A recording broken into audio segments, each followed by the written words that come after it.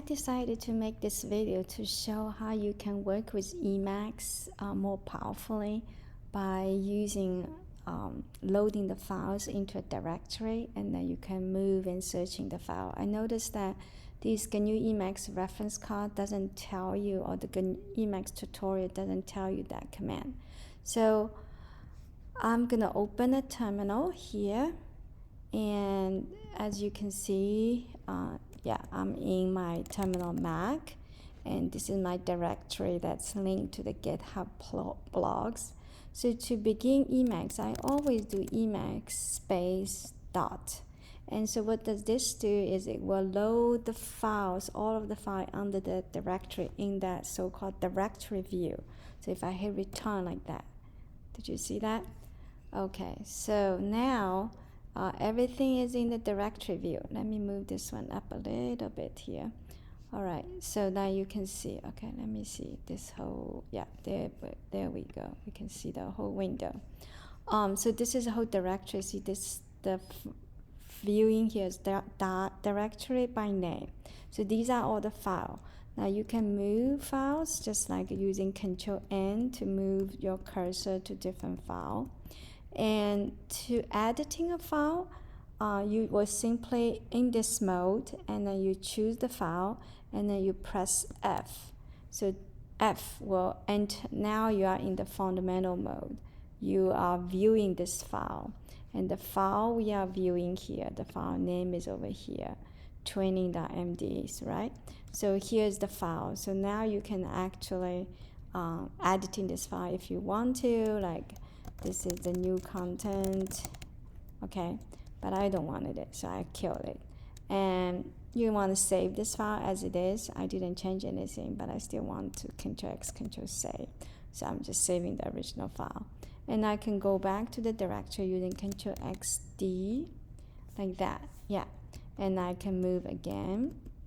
And sometimes you want to view a file and you want to prevent yourself to writing it.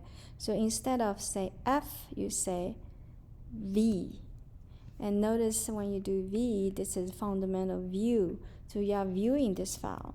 So this will prevent you to writing anything. So for example, if I try to type, it's already say buffer is read only. Yeah, did you see you cannot write it? So, by the way, so now I'm in a different buffer, right? This is no longer my regular one. Oh, it is fine. So let me go back. The denominator in the two cases, Ctrl-X-B, right? There we go. Ctrl-X-B will give me, it's like switching buffer. So I'm going back to this DIID. So I'm viewing here, and right, this is the beginning of the file. Right, Ctrl-X-D, you go back to directory. And another very useful is I can split the window to two, top window and bottom window. Both are listing the file, so I can do Ctrl-X-4D, like that. Now notice like this is a directory by name, here's a directory by name, and your cursor is over here. Now you can swap your cursor between two windows by using the command Ctrl-X-O. Yeah, so now you're in here. And if you do Ctrl-X-O again, now you're in the bottom, okay?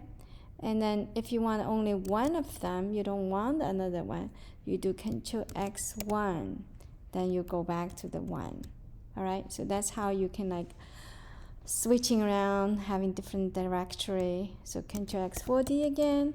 And so another very useful one is like, okay, I want to look up some other files, where it is located. So at the bottom dial, I can like changing the directory. So I do Ctrl-X-D.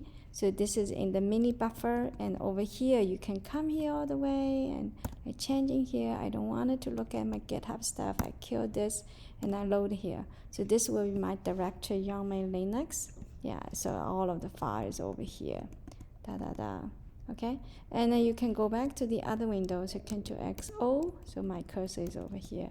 And I can get rid of the bottom directory, Ctrl-X1, and yeah, that's it. And now you want to exit from the Emacs in the directory. You can have two ways, Ctrl-Z, this is suspended. So you actually still have the Emacs going, but you now can type some of the command. And then if you do FG, then you go back to the Emacs mode, right?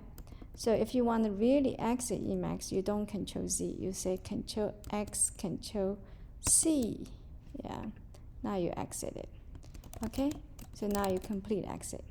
So that would be it. I hope this is helpful, so you can use Emacs in a more powerful way than just editing a single file. I really use Emacs to just snooping around all the files.